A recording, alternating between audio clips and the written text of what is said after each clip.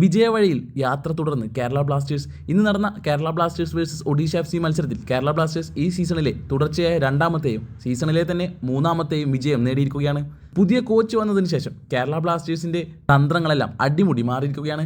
കേരള ബ്ലാസ്റ്റേഴ്സിൻ്റെ മത്സരങ്ങളും അതിനനുസരിച്ച് വലിയ മാറ്റങ്ങൾ ഉണ്ടാക്കി കഴിഞ്ഞു. മത്സരത്തിൽ ആദ്യ ഗോൾ നേടിയത് കേരള ബ്ലാസ്റ്റേഴ്സ് തന്നെയായിരുന്നു. കഴിഞ്ഞ മത്സരത്തിൽ മുഴുവൻ ഇന്ത്യൻ താരങ്ങളാണ് കേരള ബ്ലാസ്റ്റേഴ്സിന് വേണ്ടി ഗോൾ നേടിയതെങ്കിൽ ഇത്തവണ അതിന് മാറ്റമുണ്ടായി. ബെർത്തമ്യു ആണ് ആദ്യത്തെ ഗോൾ കേരള ബ്ലാസ്റ്റേഴ്സിന് വേണ്ടി നേടിയത്. എന്നാൽ കേരള ബ്ലാസ്റ്റേഴ്സ് ഗോൾ നേടിയ ആദ്യ പകുതിയിൽ തന്നെ ഒഡീഷ FC റഹീം അലിയിലൂടെ സമനില ഗോൾ നേടിയിരുന്നു.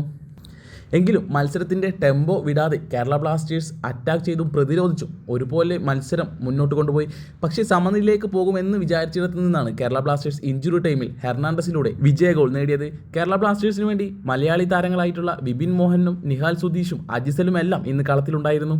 പ്രതിരോധത്തിലെ സഹീഫിൻ്റെ പ്രകടനവും കേരള ബ്ലാസ്റ്റേഴ്സിന് മലയാളി താരമെന്ന നിലയിൽ ഒരു സന്തോഷം നൽകുന്ന കാര്യം തന്നെയാണ്. മാത്രമല്ല കേരള ബ്ലാസ്റ്റേഴ്സിനെ വിട്ടുപോയ ആരാധകർ ബ്ലാസ്റ്റേഴ്സിൻ്റെ മത്സരം കാണാൻ സ്റ്റേഡിയത്തിലേക്ക് തിരിച്ചെത്തി തുടങ്ങി എന്നതും ഒരു സന്തോഷകരമായ കാര്യമാണ്. എന്തായാലും കേരള ബ്ലാസ്റ്റേഴ്സിൻ്റെ ഈ വിജയത്തെക്കുറിച്ചുള്ള നിങ്ങളുടെ അഭിപ്രായങ്ങളൊക്കെ കമൻറ്റ് ചെയ്യൂ. പുതിയ കോച്ചിന് കീഴിൽ പുതിയൊരു കേരള ബ്ലാസ്റ്റേഴ്സിനെ നമുക്ക് കാണാം. കൂടുതൽ കേരള ബ്ലാസ്റ്റേഴ്സ് വാർത്തകൾക്കും വിശേഷങ്ങൾക്കും വേണ്ടി പേജ് സബ്സ്ക്രൈബ് ചെയ്യൂ.